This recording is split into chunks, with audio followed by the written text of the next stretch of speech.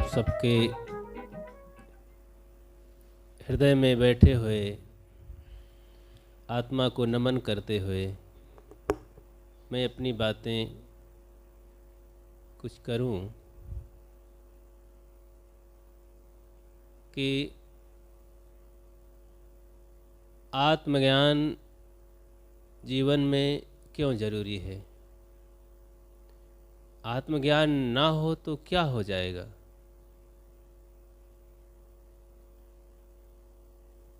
आत्मज्ञान जीवन में इसलिए ज़रूरी है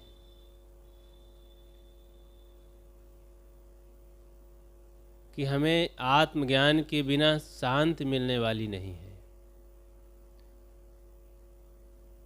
और ज़रूरी इसलिए है कि हम भटक रहे हैं आत्मज्ञान के बिना। समस्याएं हैं, दुर्बुद्धि घेर लेती है, हम अनाथ महसूस करते हैं अपने आप को, दुर्बुद्धि के शिकार हो जाते हैं, दुर्व्यसन के शिकार हो जाते हैं। आत्मज्ञान न होने में बहुत सारी समस्याएं सामने आ जाती हैं। आत्मज्ञान न होने से शांति की सही खोज नहीं होती है। दुख से बचने का कोई उपाय नहीं सूझता है कारगर। इसलिए आत्मज्ञान बहुत ज़रूरी हो जाता है। आत्मज्ञान के बिना मनोविकार घेरे रहते हैं चारों तरफ से, उनसे बचने का कोई उपाय नहीं सूझता है। फिर हम तमाम काल्पनिक देवी देवताओं के द्वारे दरवाज़ा खटखटाते हैं कि हे देवी देवता, मेरे संकट को, दुख को दूर करो, हे परमात्मा। ये सारी समस्याएं आ जाती हैं। अहंकार राक्षस आके सामने खड़ा हो जाता है, सारे काम को दखल देता है।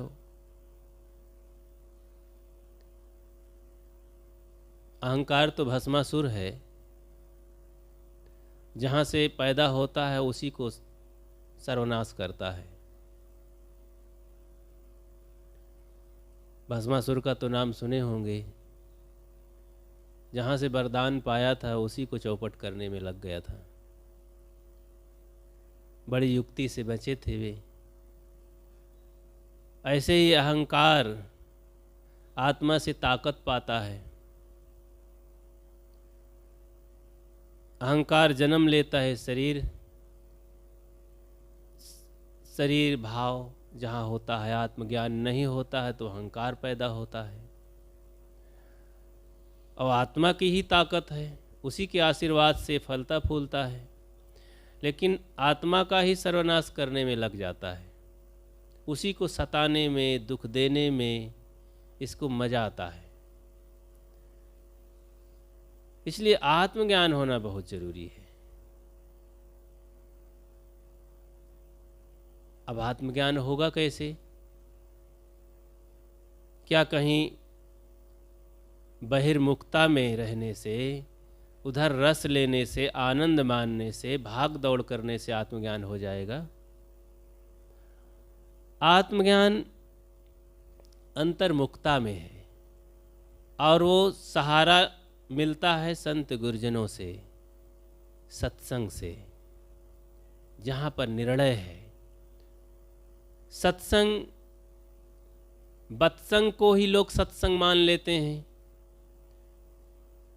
चार लोग इकट्ठा हुए किसी मत मतांतर को लेकर के और अपनी अपनी मानी हुई मत की बातों के हठाग्रही हो करके उसी को सिद्ध करने में लगे रहते हैं कि मेरी बात सही है, मेरे गुरु बाबा ने जो कहा है वो सही है, मेरी जो मान्यता है, मेरा जो मार्ग है, मैं सही कर रहा हूँ। ये भीतर से अहंकार बोलता रहता है। दो प्रकार के अहंकार होते हैं। एक होता है शरीर में मन, चित्त, बुद्ध, अहंकार, ये हटता नहीं है, इस जीवन भर रहता है। इस अहंकार से कोई नुकसान भी नहीं होता है। ये जो मन चित्त वाला अहंकार है, ये अहंकार नहीं है बल्कि स्वीकार है। मन ने मनन किया, चित्त ने उसका चिंतन किया, बुद्धि ने उसको निर्णय दे दिया, अहंकार ने उसको स्वीकार कर लिया। बस यही तो है। बाहर से कोई आवाज आई, मन मनन किया, अच्छा ये तो गाड़ी की आवाज़ है। फिर चित्त ने चिंतन किया, नहीं गाड़ी की आवाज़, कोई ऐसी बात तो नहीं, हलचल तो हुई नहीं। शांत वातावरण में केवल एक हार्न बज गया, शायद कोई और है, कोई लड़का नाटक कर रहा है, ये मुख से बजा रहा है। चित्त ने चिंतन करके बुद्धि को सामने किया, बुद्धि निर्णय दिया, नहीं ये मोटर नहीं, ये तो किसी बच्चे ने नाटक किया। बस अहंकार पहुंचा, हाँ यही सही है, ठीक, मान लिया, इसे स्वीकार लिया। तो ये तीसरा जो है, भीतर के हमारे इंद्रियां हैं, करण हैं, साधन हैं भीतर सोचने के, मन चित्त बुद्धि अहंकार। 5 ज्ञान इंद्रियां बाहर होती हैं, ये 4 इंद्रियां काम करने वाली भीतर होती हैं, और 5 इंद्रियां कर्म की होती हैं। सब मिला करके इसको 14 इंद्रियां कह लें तो कोई हर्ज नहीं, बाहर भीतर की मिला करके। लेकिन जो बातों के दौरान मान लेते हैं किसी बात को, गलत बात को भी हम मान लेते हैं कि ऐसा मैंने किया, मेरा शरीर है, बलवान है, मैं बहुत बुद्धिमान हूँ, बहुत धनवान हूँ, मेरे समान कोई हो ही नहीं सकता। ये भाव जहाँ आता है, ये तो अभिमान है, अहंकार। ये कल्याणकारी अहंकार नहीं है, ये तो फिर विनाशकारी तत्व है। शरीर के भाव को हम समझ लें, इसकी वास्तविकता को समझ लें तो आत्मज्ञान मजबूत हो जाता है। शरीर को माने रहते हैं कि मैं ही शरीर हूँ, जबकि मैं इससे अलग हूँ, मैं शरीर नहीं हूँ, मैं शरीर को चलाने वाला हूँ, शरीर को हरा भरा रखता हूँ, शरीर को मैं जानता हूँ। ये साध्य नहीं है, ये साधन है।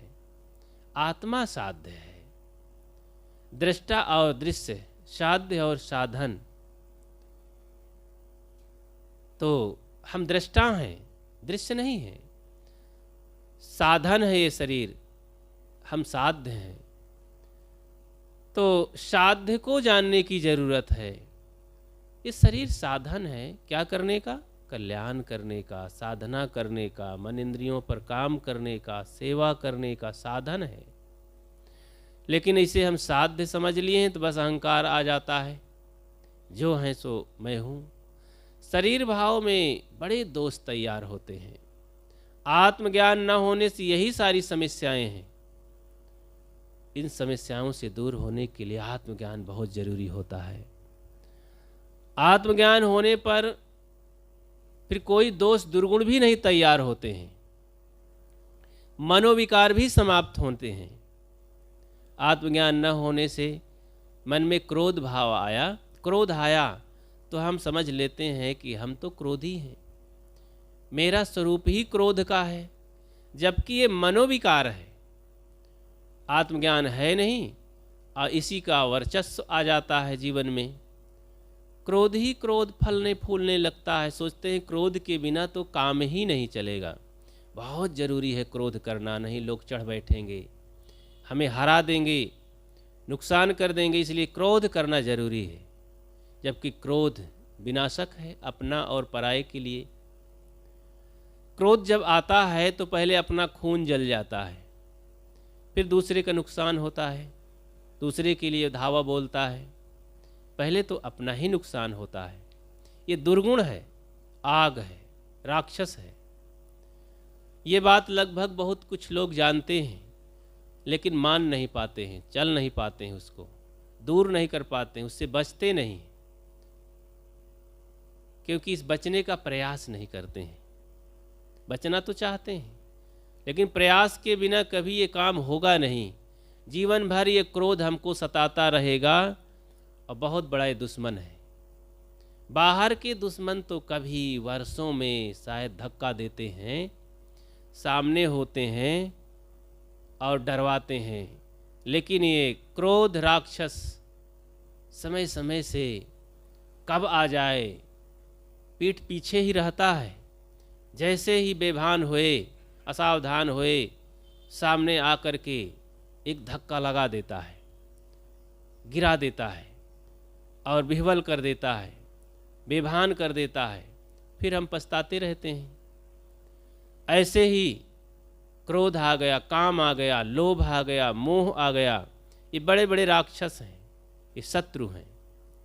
इन शत्रुओं को मारने के लिए आत्मज्ञान होना बहुत जरूरी है।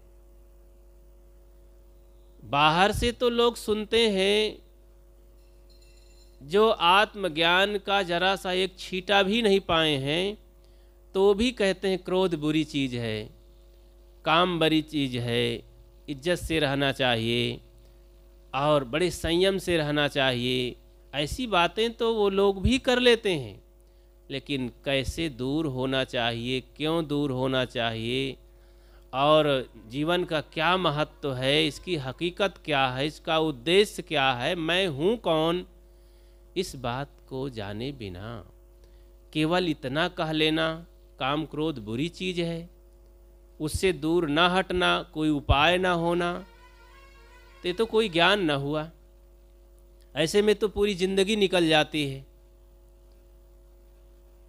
तो जबकि ये सब भस्मासुर हैं, हमारा नाश करते हैं आत्मा का, आत्मा से ही सब फलते फूलते हैं, शरीर भी आत्मा से ही चलता है और शरीर को हम मान लेते हैं कि हम ही हैं, और ये मान लेते हैं हमारे में स्वाभाविक ये सब क्रोध काम लोभ है, इसको दूर नहीं किया जा सकता है। हकीकत में इसको जीवन भर इसको मोड़ा जाता है, मार्गांतरीकरण किया जाता है, सर्वथा दूर नहीं किया जा सकता, इसको शांत किया जा सकता है। असावधान होंगे तुरंत ये सामने आ जाएंगे, और सावधानी की जिंदगी जीने से ये सब शांत होते हैं, मर जाते हैं, और इससे सदुपयोग करके सही दिशा में मोड़ करके इससे काम भी ले लिया जाता है। क्रोध अपने ऊपर करें, अपने दोष दुर्गुणों पर करें, तो यह क्रोध फलदायी हो जाता है, सहायक हो जाता है। क्या हम अपने क्रोध पर, अपने दोषों पर, अपने आलसी स्वभावों पर, अपने निकम्मेपन पर कभी क्रोध करते हैं? सद्गुणों की तरफ कभी लोभ करते हैं? संत गुरुजन और अपने आत्मज्ञान पर कभी मोह करते हैं? संत गुरुजनों ने तो ये बताया कि जो मोह हम अपने शरीर पर, अपने बाल बच्चों पर, अपनी पत्नी पर, अपने घर के लोगों पर, मित्रों पर करते हैं, वो मोह संत गुरुजनों पर कर लें, जो कल्याण दाता हैं, सुख दाता हैं, बंदी छोर हैं, ऐसे महान पुरुषों पर हम मोह कर लें तो हमारा कल्याण ही हो जाए। रत्नावली ने अपने पति गोस्वामी जी को ये धक्का दिया था, देखा कि ये हाड़ चाम के शरीर के पीछे मरे जा रहे हैं, इतना मेहनत करके भागे चले आए हैं। कहा जाता है गोस्वामी जी यहीं पर शायद कहीं रहे हैं, अगल बगल राजापुर तो गए हैं शायद, तो रत्नावली अपने घर पर रहे और यही शायद सावन भादों का महीना था। जमुना बहुत बढ़ी हुई थी, घर आकर के चल रही थी और वो अपनी पत्नी को याद किए और अपने घर द्वार को छोड़ करके आधी रात को चल पड़े। मायके चली गई थी पत्नी और 1-2 दिन हुआ था कि चल पड़े। कहानी कहती है कि जब वो चले, देखे कि नदी बढ़ रही है तो उनको आव ताव कुछ नहीं सूझा। देखे कि एक काठ बहा चला आ रहा है, लकड़ी, और उसी में बैठ लिए। वो था मुर्दा, काठ नहीं था। इतना होशो हवास नहीं था कि काठ और मुर्दा को कुछ फर्क नहीं समझे, उसी में बैठ लिए। बस हाथ पांव मारते हो उस बाढ़ी दरियाओं में, खतरे की घड़ी मौत को हाथ में लेकर के बस उस पार होने लगे। पार हो गए। उस पार जब गए तो ससुराल पहुँचे। घर देखे ससुराल वालों का तो वहाँ पर बंद था, ताला सकरी सब बाहर से। अंदर सब लोग थे। रात को लोग सांकल लगा लेते हैं अंदर से, कैसे जाएं। तो एक सांप लटक रहा था दीवार में, तो चलो यही सहारा है। सांप लटक रहा तो उन्हें रस्सी मालूम हुई। कुछ होश नहीं था, बहुत तेजी से विह्वल थे। जल्दी से पत्नी के पास पहुँचे, दर्शन करें उसका, और रस्सी समझ करके सांप को ही पकड़े और उस पार चले गए दीवार के। आंगन में कूदे, फिर देखे कि मेरी पत्नी का रूम कौन है, कमरा कौन है। गए वहाँ, आहट पाकर पत्नी उठ बैठी, चौंकी। अरे देखे तो मेरे पति हैं। बहुत भीतर से क्रोध आया और घृणा हुई। कैसे आदमी हैं, कितने अज्ञानी हैं, क्या ये तमाशा किए हैं। अरे मैं 2-4 दिन में आ ही जाती। मैं पत्नी हो करके अपने संयम में हूँ, अपने मैके में खुश हूँ, और ये घर द्वार छोड़कर आधी रात भरी दरियाओं में कैसे आए होंगे। भीगते भागते, परेशान होते, हाँफते कांपते। तो उन्होंने घृणा से कहा कि जिस हाड़ चाम के शरीर में इतना तुम आसक्त हो, इतना आसक्ति, इतना मोह तुम्हें अगर प्रभु में होता, परमात्मा में होता, राम में होता, तो तुम्हारा कल्याण ही हो जाता। इस हाड़ चाम के गंदे शरीर के लिए तुम पागल हो। तब गोस्वामी जी को धक्का लगा, ग्लानि हुई कि जिसके लिए मैं आधी रात को इतनी तकलीफ सह करके आया, वो मुझे धिक्कार रही है। धिक्कार है तुम्हारी ऐसी बुद्धि को, तुम्हारे ऐसे ख्यालात को, ऐसे विचारों को। उन्हें बहुत धक्का लगा। वे पीछे हटे और ग्लानि किए और मुड़े और फिर निकल गए घर से, और फिर लौटे नहीं। उन्हें बैराग हो गया। तो इस तरह से बहुत लोगों को धक्का लगा। जब तक कोई बाणी लगती नहीं है जीवन में, ग्लानि नहीं होती है, लोग हटते नहीं है। मन मूढ़ ऐसा है कि ये सूं सूं करता रहता है गंदगी में, और जब बेभान हो जाता है, इसे कुछ गंदा नहीं लगता है। सुअर को जैसे अपने बाड़े में और अपनी सूकरी में कुछ गंदगी नहीं लगती है, उसी में आनंद मानता है। सुअर को जैसे सूकरी में अपने आनंद आता है, उसी में मलमूत्र में लिपटी हुई, कीचड़ में सनी हुई सुअरी में बड़ा आनंद आता है, बड़ा सुख मानता है।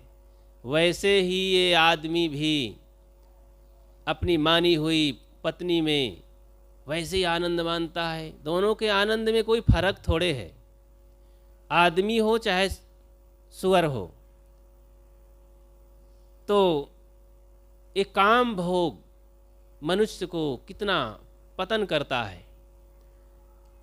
ये सृष्टि के निर्माण में सहायक होता है, बस थोड़ा। ये कोई स्वाभाविक मनुष्य के लिए नहीं है। वशिष्ठ निर्माण में किसी को जरूरत हो तो सहायक हो सकता है, कल्याण में सहायक तो हो ही नहीं सकता है, कल्याण का विनाशक होता है, आत्म शांति आत्मज्ञान का विनाशक होता है। इसलिए काम भोग रूपी राक्षस को मारने की जरूरत है। इसीलिए सदा से संत महापुरुषों ने, ऋषियों ने, साधकों ने, संयमी पुरुषों ने ब्रह्मचर्य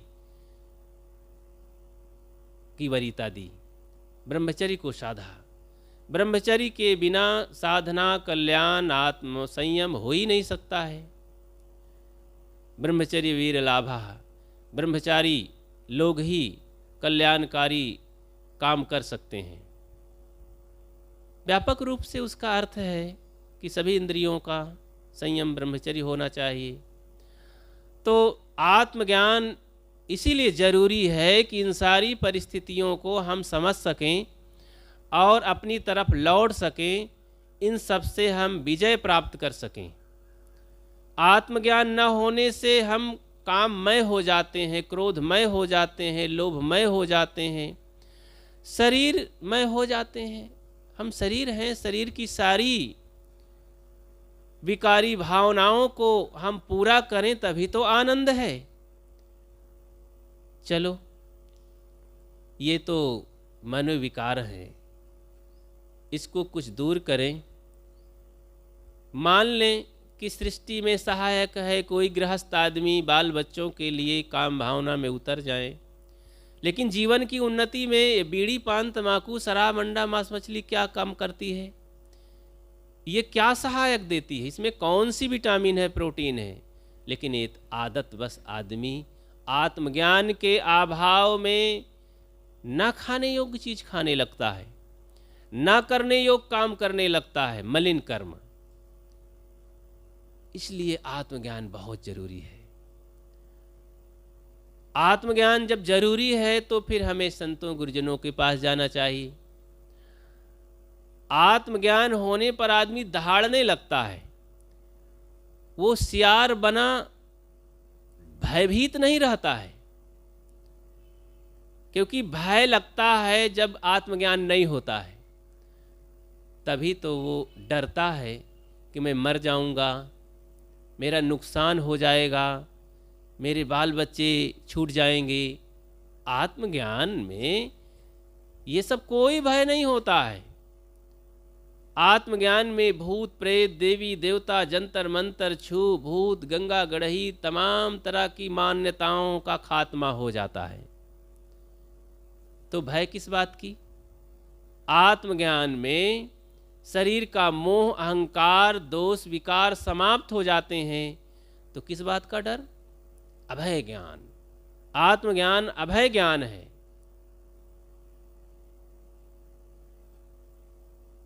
तो साहेब कबीर अभय पद दाता, पूर्ण परख समेव, तुमको वंदनीय गुरुदेव। हे गुरुदेव, आपकी वंदना है, प्रार्थना है कि हमें अभय ज्ञान आपने दिया। जब तक आत्मज्ञान नहीं होगा, अभय ज्ञान हो ही नहीं सकता है। सदैव भय ज्ञान, भय ज्ञान, जिससे भय उत्पन्न हो, यही तो संसार का ज्ञान है। दुनिया का तमाम ज्ञान प्राप्त कर लो, लेकिन भय नहीं।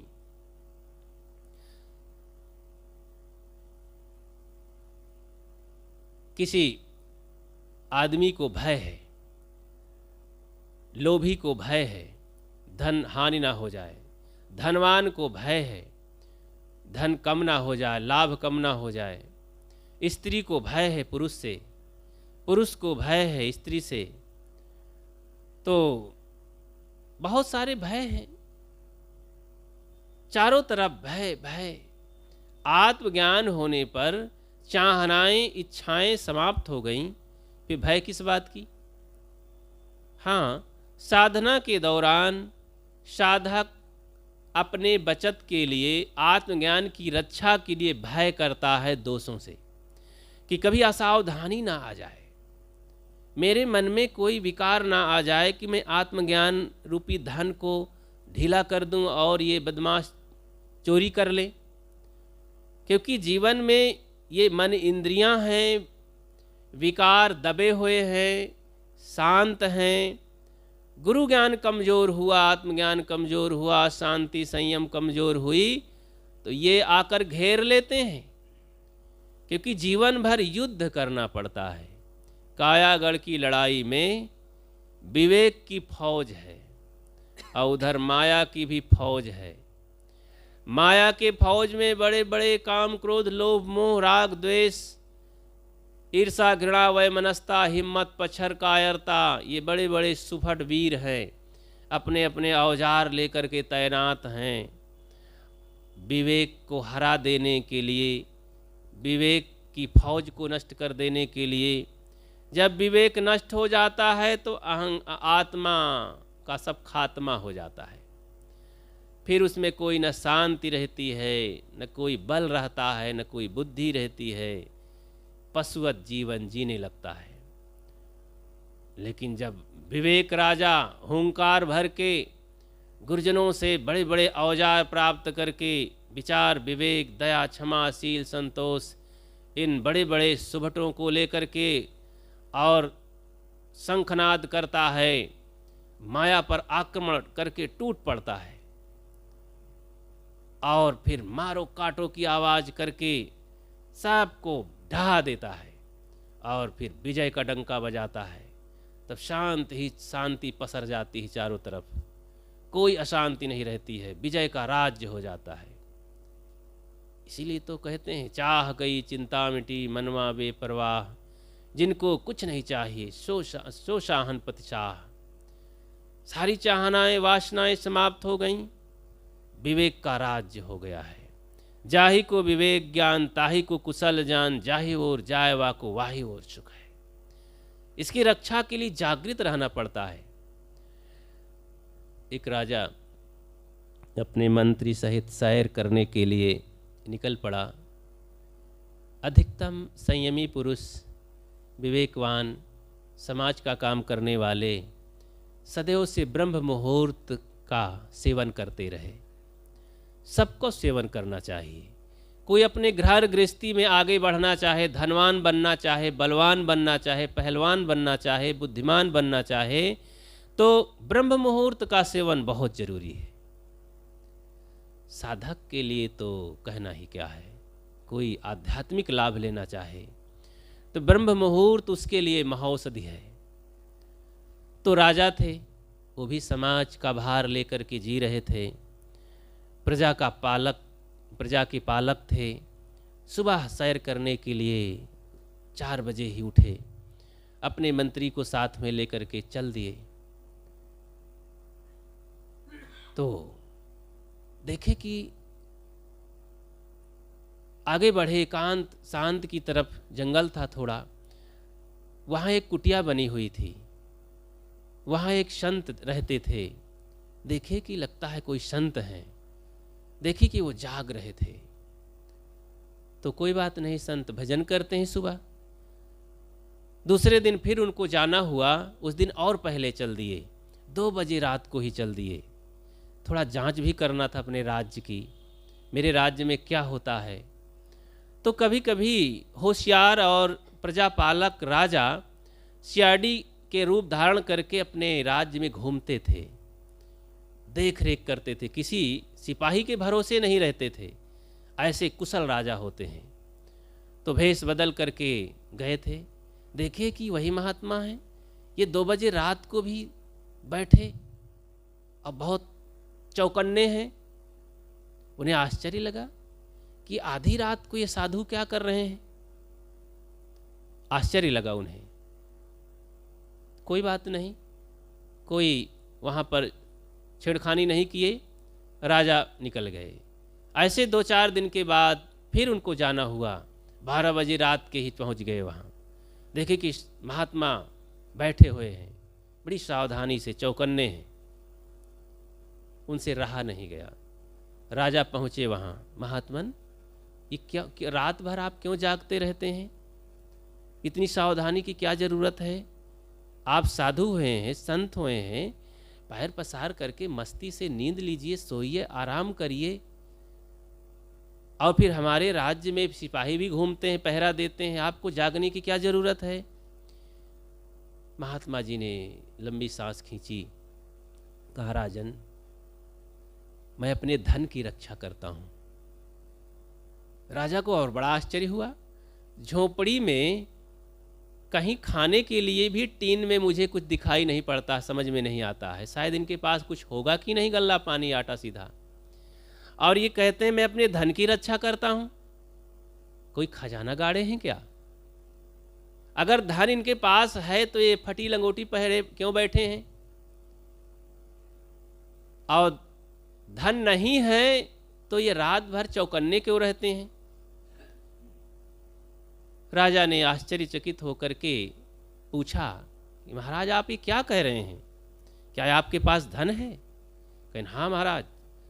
राजन, मैं अपने धन की रक्षा करता हूँ। मुझे रात भर जागना पड़ता है, कोई बदमाश ना आ जाएं, कोई लुटेरे ना आ जाएं। और मैं बहुत मेहनत से धन को कमाया हूँ, जोड़ा हूँ, इकट्ठा किया हूँ, और अनादिकाल से मैं इसी धन की तलाश में था। मैं आज 40 वर्ष से इस धन की रक्षा कर रहा हूँ बड़ी मेहनत से। अब थोड़ा समय बचा हुआ है, इसमें कहीं डकैत आ जाएं, लूट लें तो मेरा सब बेकार हो जाए। राजा और चकित रहते हैं। कहें महाराज खुलासा करिए, रहस्यमयी आप बात कर रहे हैं क्या? महात्मा ने कहा राजन, मुझे 60 वर्ष की जिंदगी मेरी हो गई। 40 वर्ष से मैं साधना कर रहा हूँ। गुरुजनों संतों के सेवा भक्ति ध्यान चिंतन से, संयम नियम से मैं बड़ी मेहनत से आत्मज्ञान प्राप्त किया हूँ। सद्गुण सदाचार रूपी धन पाया हूँ। शांति रूपी ये हीरे मोती में पाया हूँ। और दया क्षमाशील संतोष ये मेरे धन हैं। बड़ी मेहनत से इकट्ठा हुए हैं। आत्मज्ञान तो क्या कहना, उसी में मैं रमता हूँ। वो मेरा निवास स्थान विश्राम स्थल है। मैं रात दिन इस धन की रक्षा करता हूँ। कोई एक कण भी इसमें से ना उठा पाए, कोई छेड़खानी ना करे, इतना सावधान रहता हूँ। मैं प्राण देने के लिए तैयार हूँ इस धन की रक्षा में। राजा समझ गए और काफी सुकून महसूस करने लगे।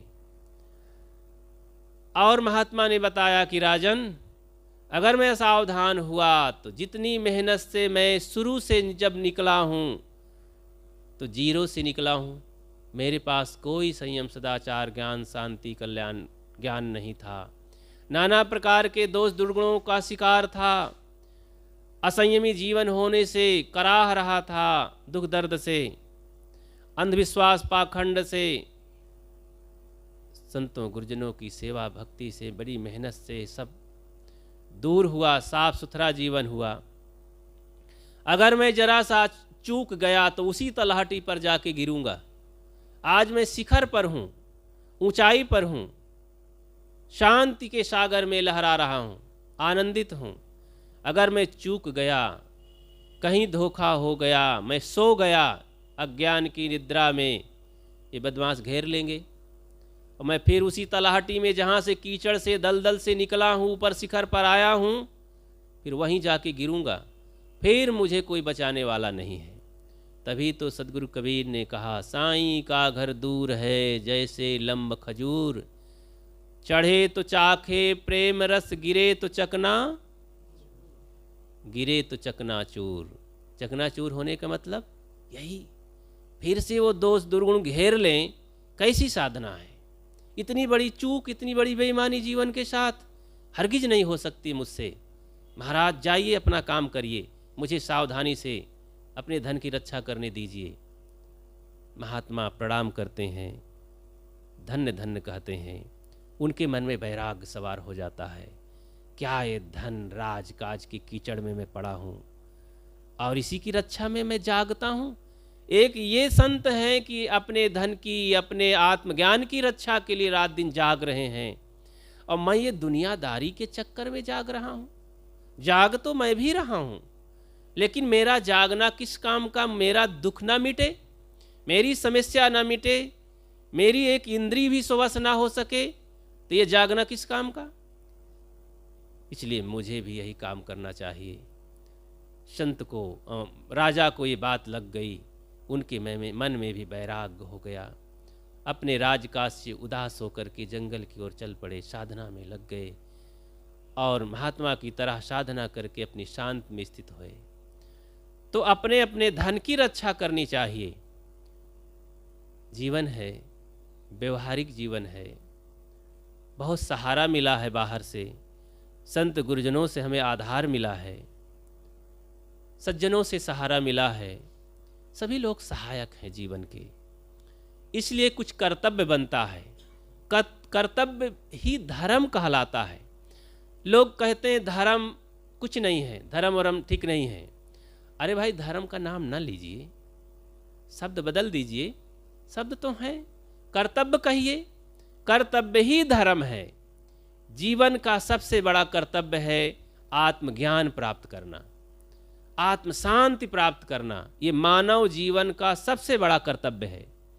फिर कर्तव्य बनता है कि जीवन मिला है, कोई पशु पक्षी का नहीं है, इसमें बुद्धि है, सद्गुण है, सदाचार है, गुरु से ज्ञान मिला है, उस ज्ञान का उपयोग भी करें बाहर, उस ज्ञान का अपने जीवन में उपयोग तो करें ही, हाथ पैर मन बुद्धि से अपने भाई बंधुओं में भी करें, प्राणियों के ऊपर भी करें, दया रहम का बर्ताव करें, सेवा का बर्ताव करें, दुखी जीवन को थोड़ा सुखी जीवन बनाने में सहायक बने।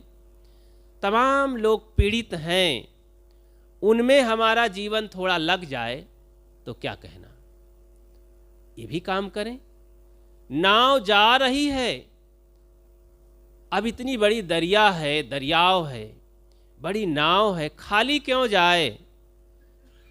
2 4 10 20 लोगों को बैठा भी तो सकते हैं, क्या बिगड़ जाएगा नाव का? चौराहे के दूत ज्यों लखत रहे चहुओर, करत इशारा और को आप रहे निज ठौर। चौराहे के दूत सिपाही को देखे होंगे बड़े बड़े महानगरों में। आजकल तो रेड लाइट हो जाती है, धीरे धीरे वैज्ञानिक युग है, विकसित देश है और संसार है, बड़ी व्यवस्थाएं हैं, कोई नहीं है, मशीनें काम कर रही हैं। लेकिन जब मशीनें नहीं थी तो चौराहे में सिपाही खड़े होते थे और चौराहे पर खड़े होकर के हाथ उठाते थे, सीटी बजाते थे, लोगों को लड़ने भिड़ने, एक्सीडेंट से, चोटों से, दुख से बचाते थे। आप स्वयं खड़े रहते थे चौराहे में, खतरे से बचे रहते थे, लेकिन दूसरों को भी बचाते थे। तो क्या हर्ज था, कितना बड़ा काम था।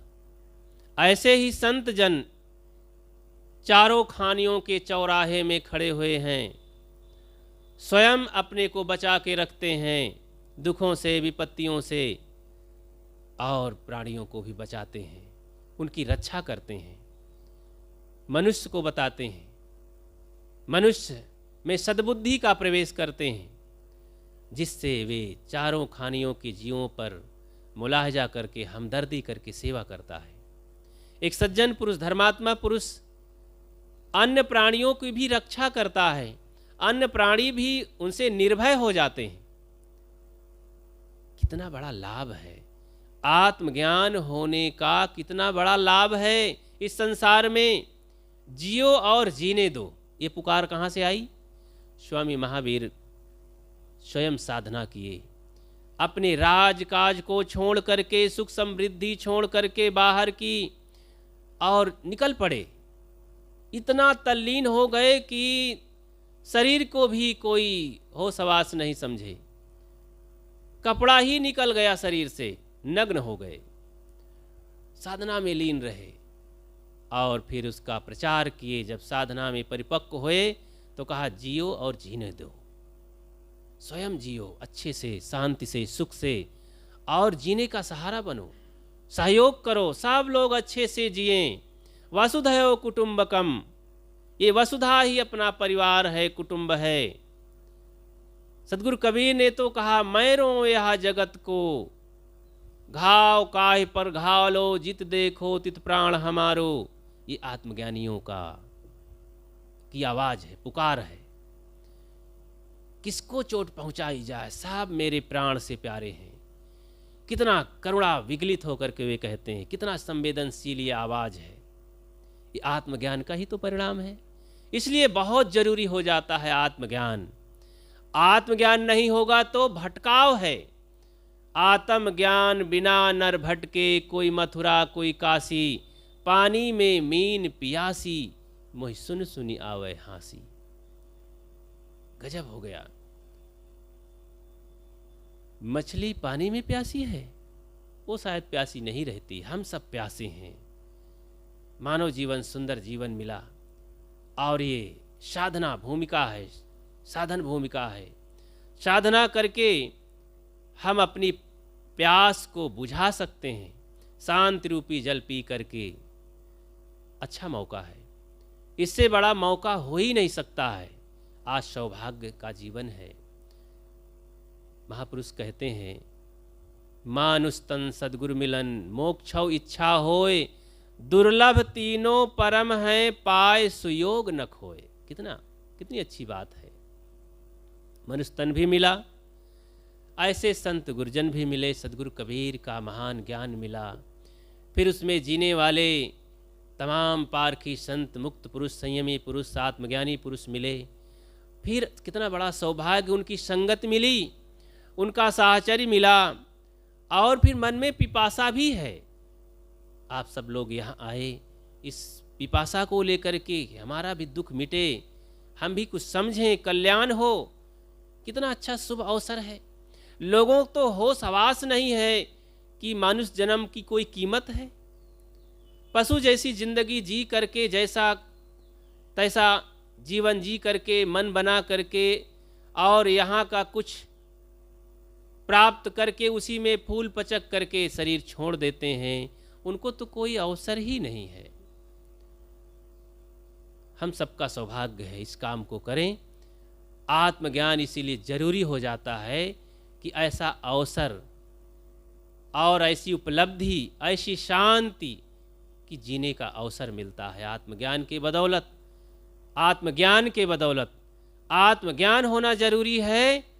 आत्मज्ञान नहीं होगा तो मुक्ति की चाहना भी नहीं होगी, शांति की कोई उपलब्धि भी नहीं होगी, और दुर्गुण दो जीवन से निकल भी नहीं सकते हैं। आत्मज्ञान होने पर ही पता चल जाता है कि मेरी वास्तविकता, मेरी हैसियत क्या है, मुझे कैसे रहना चाहिए। इसलिए आत्मज्ञान की बहुत बड़ी ज़रूरत है। आत्मज्ञान से भटकाव कम हो जाता है, दोष दुर्गुण निकल जाते हैं, आत्मरहनी में पूरी शांति है, और इसी में गति मुक्ति है, इसी में आवागमन से छुट्टी भी मिलती है। इसलिए हम सबको आत्मज्ञानी बनना है, आत्मस्थिति तक पहुंचना है, और इस ध्यान के माध्यम से। बोलिए सद्गुरु देव की जय। आइए उस मंत्र का जाप करें। अहम शुद्ध चैतन्य ज्ञान स्वरूपम, चैतन्य ज्ञान स्वरूपम, अहम शुद्ध चैतन्य ज्ञान स्वरूपम, अहम शुद्ध चैतन्य ज्ञान स्वरूपम। बड़ी संवेदना से महसूस करते हुए, छू करके वहाँ तक हमारा मन छू जाए, आत्म ज्ञान, आत्म शांति तक, इतनी गहराई तक मन को पहुँचाएं। अहम शुद्ध चैतन्य ज्ञान स्वरूपम, अहम शुद्ध चैतन्य ज्ञान स्वरूपम, अजराहम अमराहम अखंडम अनूपम, अजराहम अमराहम अखंडम अनूपम। अहम शुद्ध चैतन्य ज्ञान स्वरूपम, अजराहम अमराहम अखंडम अनूपम,